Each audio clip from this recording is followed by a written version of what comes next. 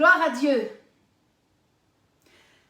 J'aimerais vraiment d'abord prier avant cette 4e session sur l'étude donc de la puissance de la parole de Dieu lorsqu'elle sort de notre bouche, nous allons le voir, elle produit la vie et c'est cela qui est merveilleux et ne vous en privez pas. Alors, je vais simplement prier, Père, merci pour la grâce et le privilège de pouvoir enseigner ce soir encore ta parole. Merci pour toute personne qui est connectée, que vos oreilles spirituelles soient ouvertes, que votre cœur soit bien disposé pour recevoir tout ce que Dieu veut vous accorder, veut vous donner ce soir par l'instrument que je suis, par la servante que je suis, au nom de Jésus-Christ. Amen. Alléluia. Voilà, donc nous sommes la 4e session et Jésus annonçait. Je voudrais juste faire un bref rappel des 3 sessions précédentes où nous avons vu, d'abord, il est écrit, où nous avons découvert vraiment la puissance de la parole. La parole de Dieu est une puissance dans notre bouche face au diable, face au grand tentateur, et c'est à nous de la proclamer. C'est à nous de libérer nos remerciements d'adoration et de dire « J'appartiens au royaume de Dieu ». Amen. J'appartiens au royaume de Jésus-Christ. 2e session, nous avons vu Jésus enseigner de la racine didasco. Et je fais un clin d'œil à l'homme de Dieu qui donne des cours merveilleux sur l'Institut Daniel Vindini. Vous pouvez le retrouver. Vraiment, vous serez bien nourris.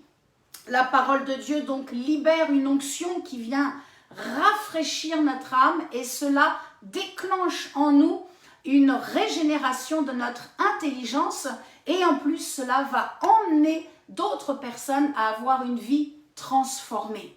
3e session, nous avons vu Jésus-Christ commandait et menaçait. Je sais que beaucoup ont aimé cette session. La parole de Dieu nous donne une autorité. Le nom de Jésus-Christ, rien que de prononcer le nom de Jésus dans notre bouche, c'est une autorité bien sûr pour chasser les démons, pour résister face au diable et pour guérir les malades. Amen. Nous commençons donc notre session numéro 4. You ready? Vous êtes OK? Vous êtes avec moi? Donc nous prenons toujours la continuité du chapitre 4 de l'évangile de Luc. Le Saint-Esprit m'a conduit dans l'évangile de Luc, chapitre 4, et nous en sommes donc au verset 42 à 44. Session 4, Luc 4, 42-44. Amen, gloire à Dieu. Dès que le jour parut, il sortit et alla, donc Jésus sort et va dans un lieu désert. Une foule de gens se mirent à sa recherche et arrivèrent jusqu'à lui. Il voulait le retenir afin qu'il ne les quittât point. Mais il leur dit, Amen, il faut aussi que j'annonce aux autres villes la bonne nouvelle du royaume de Dieu, car c'est pour cela que j'ai été envoyé. Et il prêchait dans les synagogues de la Galilée. Il faut que j'annonce, il faut, Jésus nous dit encore aujourd'hui, il faut, c'est votre mission, cela brûle en nous. Alors oui, je suis une évangéliste et cela brûle en moi, c'est une mission. Lorsque je vais, que je rencontre quelqu'un, cela brûle dans mon cœur de lui annoncer que Jésus l'aime, que Jésus lui a pardonné déjà tous ses péchés en se sacrifiant lui-même. Il faut, dit Jésus, que j'annonce. Le mot ici, annoncer, vient de 2 racines, mes amis. C'est incroyable. Un mot, 2 racines. 2 racines grecques, yo, qui veut dire j'annonce mais quelque chose de bon. Il y a, quand je vais parler, une onction de prospérité qui va se libérer. Oui, la prospérité, c'est biblique, bien sûr que c'est biblique. Nous avons un Dieu qui est prospère, amen. Et la 2e racine est angelos, qui vient bien sûr du mot messager. Cela veut donc dire, Jésus est en train de dire, je dois aller dans les autres villes parce que je suis un messager de la bonne nouvelle. Je suis un messager de la bonne nouvelle et je voudrais encourager les sœurs aujourd'hui. Je suis une femme évangéliste, ministre de la parole. J'ai été ordonnée en un 3 juillet 2016 par l'homme de Dieu, Daniel Vindini, et je bénis Dieu pour les femmes qui sont debout et qui prêchent l'évangile, qui sont rentrées dans leur appel, qui sont entrées dans leur ministère.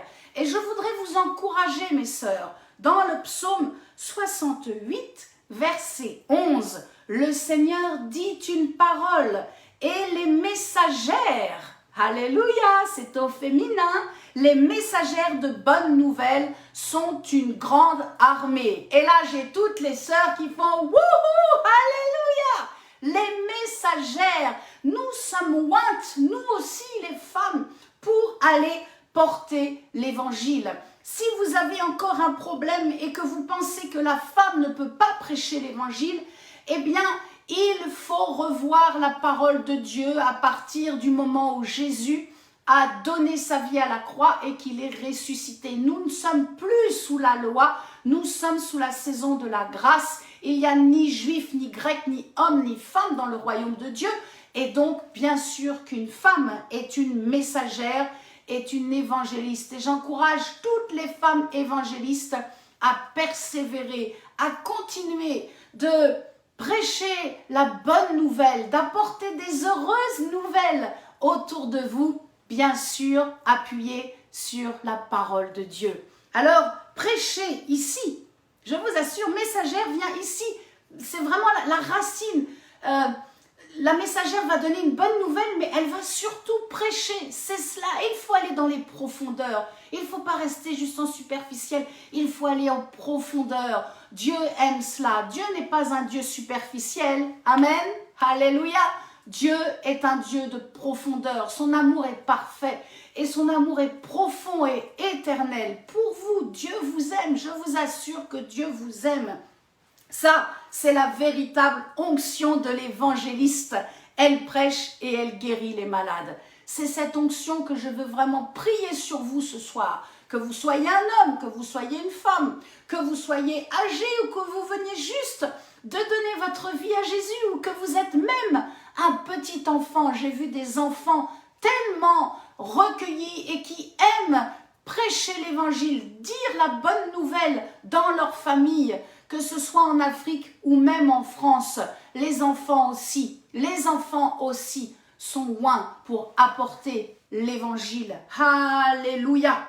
Voilà que donc Jésus nous donne sur ce passage précisément, je dirais une clé pour équilibrer notre marche dans le Seigneur, notre marche chrétienne. Voilà, j'aime mieux dire, pour équilibrer notre marche chrétienne, Jésus priait et Jésus annonçait. Cela veut dire, mes amis, que de temps en temps, nous avons un temps d'isolement, un temps où nous allons être avec Dieu, nous allons être seuls avec lui. Dieu est un Dieu jaloux, vous savez, hein, comme un amoureux, il nous veut à lui tout entière.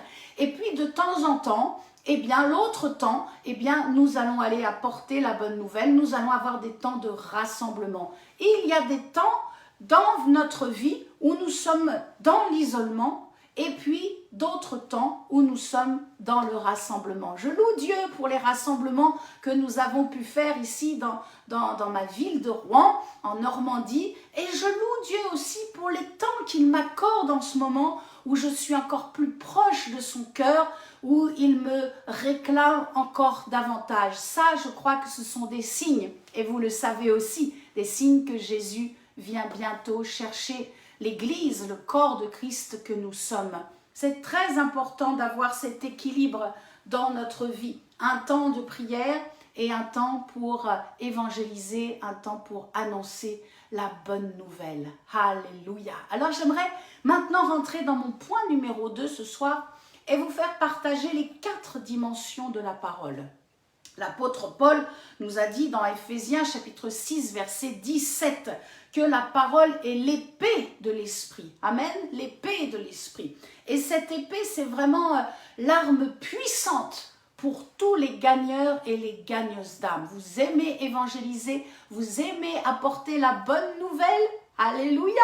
Vous aimez parler de Jésus autour de vous. C'est un bon signe de vie et c'est un signe que le Seigneur valide votre marche chrétienne, valide votre croissance spirituelle et qu'il valide qu'il est avec vous. Il est avec vous. Ne doutez pas. Je ne sais pas de ce que vous êtes en train de vivre et de traverser aujourd'hui. Peut-être même dans cette journée que vous avez vécue. Mais ne doutez pas. Dieu est avec vous. Vous avez donné votre vie à Jésus. Peut-être il y a eu des choses qui se sont passées. Ça n'a pas été comme vous le vouliez aujourd'hui.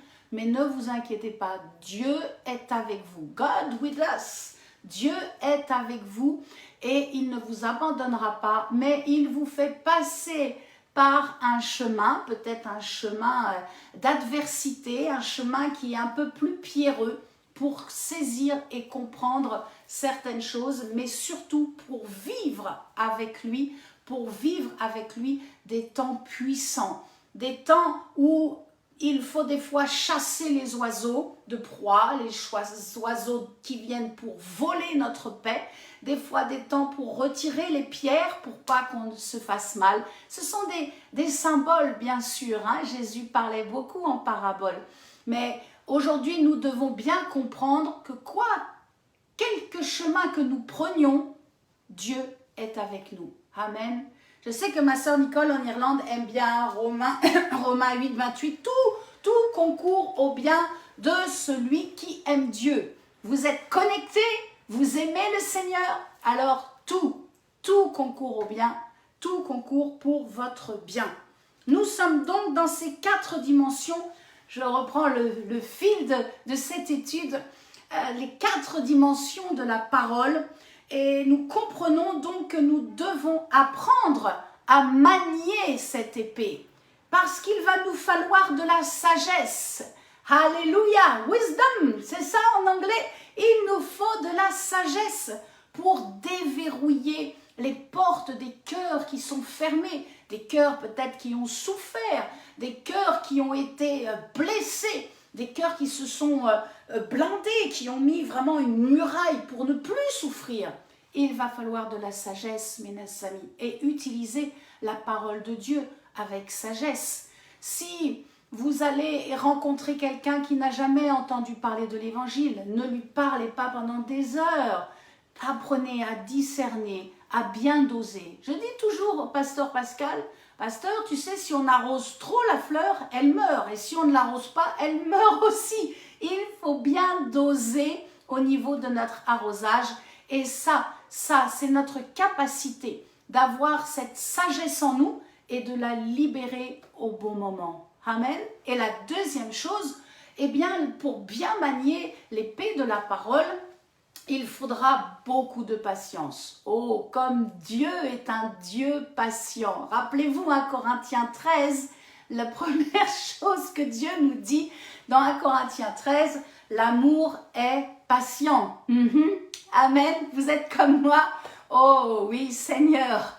Vraiment que ce fruit de l'esprit se manifeste encore davantage. Il nous faut beaucoup de patience. Regardez, un bébé ne naît pas en une seconde, il faut des mois. Un fruit vient à maturité aussi, il faut du temps. Il faut du temps. Et vous ne pouvez pas demander à peut-être votre fils ou votre fille qui n'a pas encore saisi la grâce du salut, de l'amour de Dieu pour elle, de venir comme cela en un instant. Et il faudra beaucoup de patience, beaucoup de prière et beaucoup de sagesse. Amen. Alors j'y viens, les quatre dimensions de la parole. Il est important de saisir que lorsque la parole de Dieu sort de notre bouche, cela va libérer 4 dimensions, 4 fruits que j'aimerais partager rapidement avec vous aujourd'hui. Mais surtout, ne doutez pas à chaque fois que vous libérez la parole de Dieu, que quelqu'un est en face de vous et entend la parole de Dieu, croyez, il y aura toujours une production de vie. Alléluia! Oh, qu'est-ce que ce Dieu est merveilleux! À chaque fois que nous parlons de ce que Dieu a dit dans sa parole, lorsqu'elle sort de notre bouche, cela va produire un fruit de vie et non un fruit de mort. Ça, c'est pour ceux qui sont avec le monde, avec l'esprit de Satan, avec ceux qui sont du royaume des ténèbres. Ils vont libérer des fruits de mensonges, des fruits de peur. Ah, je ne vais pas discuter sur les informations. Ah là là là là. Laissez la parole de Dieu vous environner. Vraiment, prenez et libérez-la, proclamez-la. Et lorsque vous allez pour évangéliser, que vous, par exemple, juste vous dites Jean 3,16, oh, tu sais, Dieu t'aime, hein, et Dieu, il t'a tant aimé qu'il a donné son Fils, Jésus-Christ, afin que quiconque croit ne périsse point, mais qu'il ait la vie éternelle. La parole de Dieu sort. La parole de Dieu, mes amis, a été épurée 7 fois. 7 fois. La parole de Dieu est pure, et lorsqu'elle sort de votre bouche, croyez-le, elle produit la vie. 4 dimensions. Elle produit d'abord la vie dans une bonne mentalité. Cela va entraîner celui qui vous écoute à bien penser, et cela nous entraîne, nous aussi, à penser selon Dieu. Waouh! Nous pouvons bien sûr penser selon Dieu. Deuxième point, lorsque nous libérons la parole de Dieu, cela va enclencher, activer, vous savez, j'aime ce mot, cela va activer la turbine de la foi. Nous allons donc avoir une foi vivante et nous libérons dans le cœur de celui qui nous entend la vie de la foi. Oh, nous n'avons pas une foi morte, et je le crois. Vous n'avez pas une foi morte. Oh, je le crois, dans le nom de Jésus-Christ, votre foi est vivante et votre foi est active. Alléluia. Et puis, troisième point, cela va déclencher la sainteté dans notre langage. Oui, lorsque la parole de Dieu sort de notre bouche, il y a une sainteté qui va s'accompagner et notre façon de parler n'est plus la même. Ma façon de parler n'est plus la même aujourd'hui que lorsque je n'étais pas avec Jésus. Cela fait plus de 30 ans maintenant. Ma façon de parler a évolué. Ma façon de penser a changé. Ma façon de libérer la foi a changé. Et quatrième point, ma façon d'agir a changé. Lorsque la parole de Dieu est libérée, que j'entends la parole de Dieu, cela enclenche de bonnes actions. Amen. Je vais donc agir comme Dieu. C'est pour cela que nous pouvons aller et guérir les malades. Nous pouvons délivrer les gens. Ce n'est pas réservé qu'à 1 ou 2 personnes. Non, non, non. La délivrance est pour vous aussi. Activez votre foi, libérez la parole de Dieu et allez guérir, délivrer et sauver, bien sûr, au nom de Jésus-Christ. Voilà les 4 dimensions de vie qui sont libérées, je dirais vraiment des fruits de bonne mentalité, de foi, de langage et bien sûr d'action. Alors quand nous recevons une révélation, et c'est ce que j'espère que vous allez vraiment recevoir dans les jours à venir, lorsque vous allez recevoir les révélations de la parole de Dieu, eh bien vous devenez une bénédiction. Vous êtes bénis vous-même et vous devenez une bénédiction pour les autres. Est-ce qu'on peut le dire ensemble? Je suis béni. Dites-le. Vous pouvez dire oui, moi, voilà. Moi, Florence B, je suis bénie. Et je suis une bénédiction pour les autres. Amen. Ce soir, je suis une bénédiction pour vous. Ce soir, je me fais du bien, je me bénis, je suis bénie. Et en même temps, je suis une source de bénédiction pour vous. Waouh! Je ne connais pas d'autre Dieu aussi glorieux, aussi merveilleux que Jésus-Christ. Alors, j'aimerais maintenant vous emmener dans l'évangile de Marc, au chapitre 2, verset 17. Vous êtes toujours avec moi, toujours connectés. Ce soir, vous êtes connectés à l'onction de l'évangéliste. Hein? Amen. Vous sentez ça? C'est bon, hein? Alléluia. Marc, chapitre 2, verset 17. Et je voudrais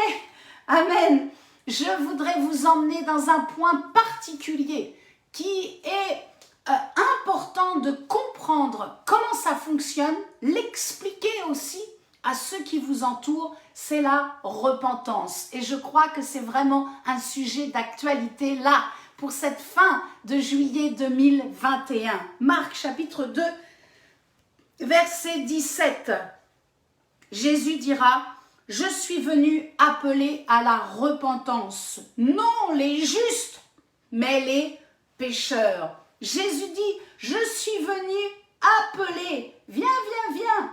C'est le temps de te repentir, c'est le temps de changer de vie. C'est cela la repentance. Jésus même donnera cet exemple et dira, ce ne sont pas les gens en bonne santé qui ont besoin de médecins, ce sont les malades. Les malades ont besoin de médecins. Les pécheurs ont besoin de Jésus. J'étais une femme remplie de péchés. J'étais une femme vraiment rebelle qui levait le poing contre Dieu. Et Dieu, dans sa miséricorde et sa grâce, est venu me chercher. Il m'a sorti de cette bouillasse. Il m'a sorti de cette mélasse de contestation et de rébellion. Et il m'a fait découvrir sa paix. Il m'a fait découvrir sa paix. Oh, mes amis, là où vous êtes, recevez la paix de Dieu. Dans la circonstance, dans la vie que vous traversez en cet instant. Si vous avez une inquiétude, je la rends nulle et sans effet. Je proclame maintenant votre vie bénie. Je proclame maintenant votre vie paisible et appuyée sur la parole de Dieu, sur Jésus-Christ. Amen, amen, amen. Mes amis, avant la croix, avant que Jésus ne donne sa vie en sacrifice, c'était des paroles très dures, des paroles de loi, des paroles pour contraindre l'homme et la femme. Mais après la croix, c'est la grâce.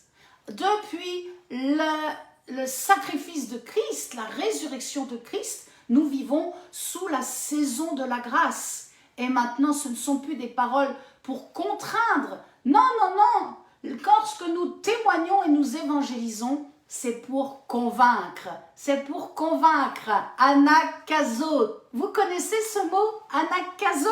C'est la racine du mot convaincre. Nous allons le lire ensemble. Oh, Dieu va vous utiliser avec puissance pour annoncer la parole de Dieu. Je le crois vraiment. Lisons dans Luc chapitre 14, versets 16 à 24, l'histoire d'un grand souper. Le seul instant où nous trouvons cette racine de anakazo. Un homme donna un grand souper, voilà donc que Jésus donne une parabole pour expliquer. Et il invita beaucoup de gens. À l'heure du souper, il envoya son serviteur dire « Va promptement dans les places et dans les rues de la ville et amène ici les pauvres, les estropiés, les aveugles et les boiteux. » Alléluia, alléluia. Le serviteur dit « Il y a encore de la place. » Et le maître dit au serviteur « Va dans les chemins et le long des haies, et ceux que tu trouveras, écoutez bien, et ceux que tu trouveras, contrains-les d'entrer, afin que ma maison soit remplie. » Contraindre vient ici de la racine grecque anakazo. J'aimerais juste vous lire un passage, un court passage dans un extrait de mon livre. Si vous ne l'avez pas, vous pouvez m'écrire, je vous l'enverrai avec grande joie. C'est vraiment le livre que je donne pour la formation qui s'appelle « Aller », pour la formation de tous ceux qui aiment évangéliser. C'est très intéressant. Et en plus, avec des exemples de mon vécu en mission, les photos, mais c'est très puissant. Voici donc un extrait par rapport à ce mot « anakazo ». Contrains-les d'entrer. Anakazo, c'est la racine du mot contraindre, n'est pas dans le sens d'une obligation, mais dans le sens d'insister, c'est-à-dire de reprendre avec une constance. La turbine, alléluia, la turbine. Nous ne pouvons pas obliger quelqu'un à accepter Jésus-Christ. Ça, ce n'est pas bon, ça c'est la loi, l'obligation, le légalisme. Ce n'est pas ce que je vis, ce n'est pas ce que je n'ai pas été formée comme cela, et ce n'est pas ce que Dieu dit. Non, nous ne pouvons pas obliger quelqu'un à accepter Jésus-Christ comme le sauveur de son âme, car rappelez-vous, les gens sont libres. Les gens sont libres, mes amis. Nous sommes libres. Vous êtes libres de rester avec moi ou de décrocher, d'aller manger ou de faire autre chose. Vous êtes libres. Nous sommes libres dans nos décisions. C'est ça le grand amour de Dieu, du Créateur. Nous devons donc les aider. nous devons aider celui qui n'est pas encore rentré dans le royaume de Dieu à prendre conscience, c'est ça qui est important, à prendre conscience que leur vie est précieuse et unique et de leur donner des paroles, par exemple de leur dire mais ta vie a de la valeur, ne la gâche pas, ne joue pas avec ta vie. Aujourd'hui, tu peux prendre une décision, la décision la plus importante de ta vie. Ça va les interpeller, ça va accrocher, éclairer, ouvrir leur conscience. Nous devons donc avoir conscience que le christianisme, ça c'est dans le livre, c'est un extrait, nous devons donc avoir conscience que le christianisme ne se répandra pas tout seul. Non, non, Jésus pouvait tout faire et pourtant il a pris 12 apôtres. Oh, alléluia, Dieu est grand. Nous devons avoir conscience que le christianisme ne se répandra pas tout seul dans son grand amour. Dieu nous utilise, vous et moi, Dieu nous utilise par nos paroles, par nos réactions, par nos actions pour faire avancer son royaume. C'est cela qui est glorieux. Et nous amenons des personnes à la repentance. Cela veut dire que Dieu utilise notre bouche et sa parole pour que leur conscience se réveille. C'est la première étape de la repentance, c'est la prise de conscience. Souvenez-vous, le jour où vous avez réalisé que vous êtes vraiment pécheur, que vous êtes mauvais, que vous êtes une méchante personne, vous avez fait du mal, vous avez dit des mauvaises paroles, vous avez fait des mauvaises actions. Ça, c'est la prise de conscience, c'est la première étape de la repentance. Et puis, ensuite, il s'est déclenché en vous, puisque vous avez pris conscience, la volonté de vous détourner du mal. C'est de dire, je fais demi-tour, je ne veux plus de cette vie passée sans Dieu, je veux maintenant chaque jour que Jésus soit avec moi. Ça fait partie de la repentance. Et la troisième étape, bien sûr, c'est de recevoir le pardon, de recevoir le plan du salut. Ça, c'est la repentance. Et je crois vraiment, dans le nom de Jésus-Christ, que beaucoup d'hommes et de femmes vont se repentir avant le glorieux retour de notre Maître Jésus-Christ. Vous savez, la véritable repentance, elle se voit. Ah oui, elle se voit et elle s'entend surtout. Elle s'entend aussi. La véritable repentance, elle fait réparation. Oui, elle fait réparation et elle nous entraîne à délaisser tout ce qu'il y a de mauvais. La repentance, elle demande pardon à Dieu, mais elle demande aussi pardon aux hommes que nous avons offensés. Et la repentance, je crois qu'elle nous emmène dans un refus de recommencer les erreurs d'hier. Ça, c'est la transformation par la puissance du feu du Saint-Esprit. Alléluia! Et lorsque nous sommes des gagneurs d'âme, cette onction de repentance est avec nous. Elle est avec nous. Croyez qu'elle est avec vous et que Dieu va vous utiliser chaque jour pour vous emmener vers des personnes qui ont besoin de repentance, des personnes qui ont un saint désir finalement au fond de leur cœur et qui cherchent la paix, qui cherchent leur guérison, qui cherchent à avoir une vie heureuse et épanouie sur cette terre. Il y a des gens qui cherchent mais ne savent pas comment faire. Et c'est à nous de leur faire découvrir l'amour de Dieu manifesté en Jésus-Christ. C'est à nous de libérer la paix. Alléluia, nous sommes porteurs de vie, porteurs de paix. Quelle gloire Dieu nous accorde. Alors pour finir, je voudrais vraiment vous encourager à persévérer, à annoncer l'évangile. Continuez, vous êtes un homme, vous êtes une femme, allez-y, continuez d'annoncer l'évangile, car la parole de Dieu dans votre bouche va révéler tout le mal du péché dans les consciences de ceux qui sont autour de vous. Ne vous privez pas. Dites-le avec amour. Ne dites pas « il faut se repentir, sinon tu vas en enfer ». Non, ce texte-là ne fonctionne pas, ne fonctionne plus. Les gens ont besoin d'être rassurés. Les personnes qui nous entourent doivent voir que nous sommes normaux, nous vivons normalement, mais nous avons ouvert notre cœur parce que nous avons pris conscience que nous avons besoin de nous détourner de tout ce qui est des ténèbres, tout ce qui est mauvais, tout ce qui fait partie du royaume de Satan, tout ce qui est, je dirais, de la noirceur, de la bassesse de l'homme. Et nous avons besoin vraiment de découvrir le shalom, de découvrir Yeshua, de découvrir Jésus-Christ. Il est le merveilleux Seigneur dont vous avez besoin. Et il est celui dont toute l'humanité a besoin de rencontrer Jésus-Christ. Alors, c'est ainsi que les paroles de foi qui vont sortir de votre bouche, nous sommes dans la session 4 où Jésus annonçait, il fallait qu'il aille dans les villes pour annoncer, pour libérer le message de l'évangile.